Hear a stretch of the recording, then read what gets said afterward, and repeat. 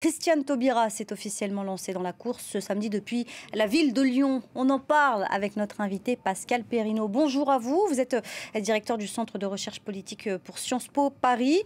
Il va donc falloir désormais être capable de se distinguer des autres candidats. Quels sont donc les points forts de Christiane Taubira ?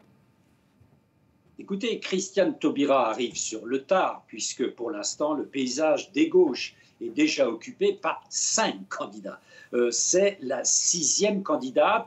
Alors, elle vient sur le thème de la nécessaire union. Mais il ne faudrait pas qu'elle oublie tout de même que déjà, beaucoup, à commencer par la candidate du Parti socialiste, Anne Hidalgo, ont prétendu représenter l'union de la gauche et qu'après avoir essayé, au fond, personne n'en veut, et que ce qui l'emporte aujourd'hui, c'est le pluriel, la gauche, ça n'est pas le singulier. Au fond, la gauche n'existe plus, elle n'a pas suffisamment de valeurs en commun, de projets en commun pour justifier un seul candidat, et de manière quasi inévitable, qu'est-ce que fait Mme Taubira? Elle vient rajouter un peu de confusion à une confusion déjà existante.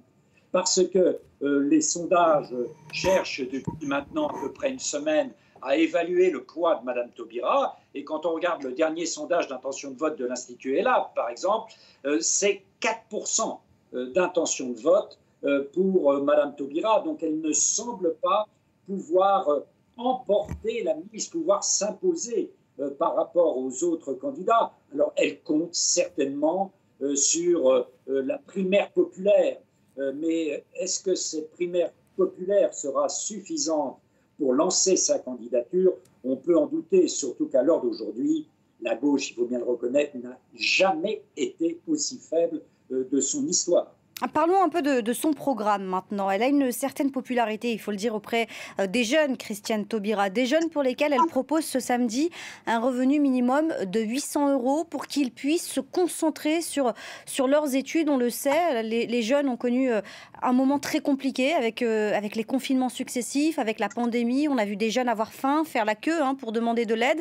Est-ce que c'est un point positif, elle qui a peut-être compris qu'il fallait cibler sur cette jeunesse ? Oui, elle compte attirer des jeunes vers les urnes, mais il faut savoir que les jeunes sont, et depuis longtemps, la population, la tranche d'âge, les 18-24 ans, la plus abstentionniste. Aux dernières régionales, c'était plus de 8 jeunes sur 10 qui s'étaient abstenus. Et il ne faut pas croire que telle ou telle mesure pour les jeunes suffira à les faire venir aux urnes. Souvenons-nous, en 2012, le candidat François Hollande avait multiplié les mesures en faveur des jeunes, et ce n'étaient pas les jeunes qui avaient le plus voté pour lui. Les jeunes sont un peu un angle mort aujourd'hui de la mobilisation électorale, et leurs préoccupations, hélas, sont pour l'instant ailleurs que dans l'élection présidentielle. Le premier tour, lui, est en tout cas fixé pour dans 12 semaines. Est-ce que ce n'est pas un délai extrêmement serré pour aller à la rencontre des Français, pour organiser une primaire, vous nous en parliez, mais surtout pour convaincre, puisque vous l'avez dit, notamment les jeunes, eux, n'ont jamais aussi peu voté? Non, bien sûr, le délai est extrêmement court. La gauche, au fond, n'a pas su tirer parti de son élimination à la suite de la dernière élection présidentielle de 2017 pour engager un triple travail de réflexion. Une réflexion sur le mode d'organisation. On voit bien que l'organisation en petits partis à gauche ne fonctionne plus aujourd'hui.